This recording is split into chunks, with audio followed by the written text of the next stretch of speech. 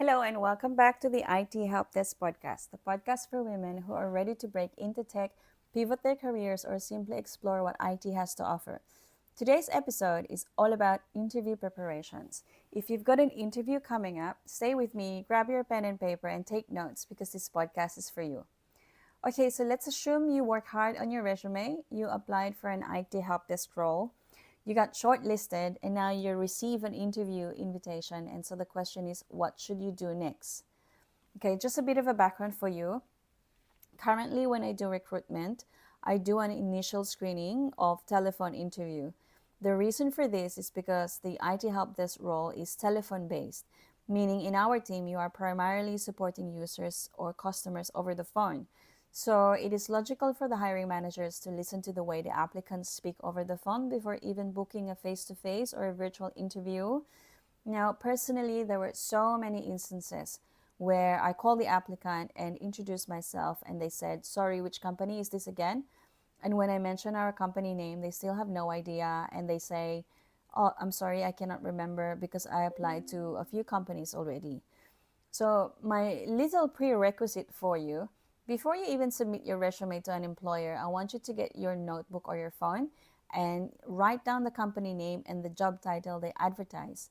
You'll keep this with you where it's easily accessible, and hopefully, this way, when the person calling you mentions the company name, you're not clueless of who they are and what role you applied for. So, just remember that.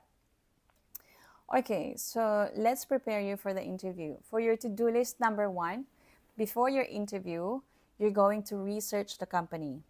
Ladies and also gentlemen, this is a really basic but very important tip for you. When the interviewer asks you, "What do you know about the company?" don't just say the industry like you're a mining company or you're a software company. It is a huge turn off for me personally when applicants give me a one liner like that. You need to show that you've put in efforts in doing your research. So next time you have an interview, you will do it differently and you will Google the company. You will try to understand what they do, who their customers are, and what kind of technologies they might use. You don't have to memorize everything, but at least get to know the company and write down some important information about them. It's not enough that you know the industry. If you're using an employment website in Australia, we have seek.com.au. If you're in Australia and you use that website, there's a menu option there called Explore Companies. So these are the companies with job ads posted on their website. From there, you can read the company overview, their culture, and reviews of former employees. Or you can go to their official website and get valuable information from there. So that alone can give you an idea of who the potential customers will be. So when you prepare your interview answers, you can share your current experience based on your current customers, but also you can tailor it and show how the current customers will benefit from you in the event they hire you. And also another tip is in the job advertisement, you also see the tools that they use, so make sure you research on those too. Number two in your to-do list is you will prepare for common questions. There's so many interview questions available now online. So ladies, make sure you at least try to have your answers ready for the usual ones. Common questions for customer service or in this case, IT help desk role is questions like how do you deal with a frustrated user? What would you do if you didn't know how to solve a problem? Or describe a time you solve a technical issue. When you write down your answers, make sure that you're using the STAR method. If you've never heard of this before, the acronym STAR stands for S is for situation. So this is when you would describe the background or the issue or the challenge. The T is for task. So you tell them what was your role or what was your responsibility. The T is for action. What steps did you take to solve the issue? And R is for results. So what was the outcome of your actions? So write down your past experiences for these common questions using the STAR method. There's plenty of sample questions online. Make sure you set aside some time to prepare. Now, just so you know, when we do interviews, we can easily spot those who prepared for the interview and those who didn't. We can also tell those we interviewed virtually who's reading their answers. From my personal experience, for example, we interviewed people who were Googling their answers during the interview or maybe using AI. Guys, if you think you're outsmarting the interviewers by doing this, trust me, the interviewer can tell the difference. We know who's faking it, so please don't do this. For our newly graduates, so those of you who don't have a prior work experience, cite examples from your school activities or from your previous retail experience. Give some examples and be specific. It could also be from a school project or your on the job training or previous job placements, even an experience from when you work as a volunteer. So it's really important that you cite some real examples and recall the details as much as you can.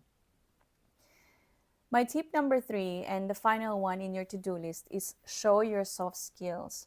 Remember, this role is half technology and half people skills. And to be honest with you, realistically, it's really hard to get someone that has a bit of both. So during the interview, make sure they see your soft skills as well. For example, when the interviewer is asking the question, are you listening well enough? This will show in your answers whether you understood the question correctly. Or another example is, do you interrupt or cut off the interviewer? You'll never know. It could be a habit where you cut off another person while they're talking. Or so then if you get hired, this will be a habit of yours that's not good to have, especially when you're talking to customers on the phone.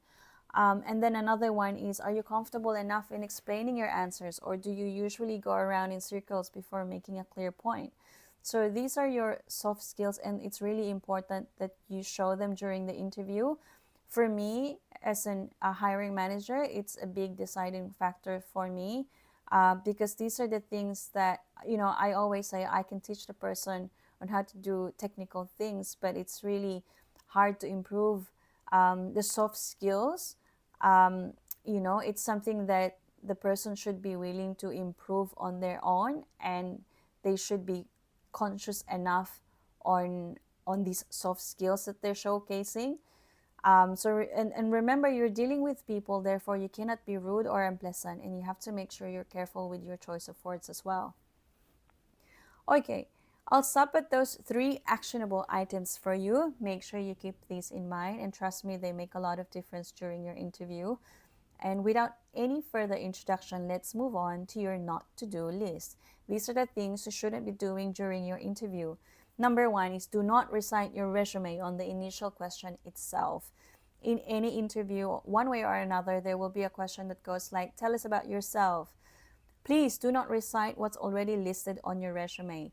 It's very good to mention your years of experience, the industries you work for as a short summary, but tell the interviewer who you are. Who is this person they're talking to? Keep it short but impactful. The second not to do list is, do not pretend you know something you don't. Especially in this role, ladies and gentlemen, I cannot stress this enough. Your interviewer knows if you're bluffing. You can write down 20 different software systems on your resume, but once the technical questions start rolling and you go around in circles and you give ChatGPT answers without giving full details of how you use these softwares, trust me, we know. For me as an interviewer, I appreciate those who are honest about their knowledge rather than those who lied on their resume. So if you don't know something, then admit you don't know it, but do not bluff your way in. And the third one is, do not give vague or generic answers. If they ask you, how do you handle stress? You don't say, I'm okay, or pretty well. In this question, you can cite examples when you got stressed professionally, and you can choose to share personal stress level as well, but not necessarily private matters. For example, what I mean by this is, you don't have to share your health issues or family issues. You can give examples like, let's say, it could be a canceled flight for a work trip. It can be stressful. What did you do during that time? Or a broken down car on your way to meet a client, or you lost your way to attend an on-site interview and you were late for it. So give these kind of examples that will show who you are and how you handle the situation when things go wrong. So These are my tips for you, and I hope you learned some valuable lessons from me today. It's normal to feel nervous before the interview, but remember, preparation is your key, so practice your answers, talk in front of the mirror if that helps, and speak clearly during the interview. If you have questions, feel free to comment down below or send an email to ithelpdeskpodcast at gmail.com. If you find this content useful, please click on follow or subscribe and share it to a friend who needs it. Remember, you can do this, but you don't have to do this alone. I hope you all have a lovely day, and I'll talk to you next time.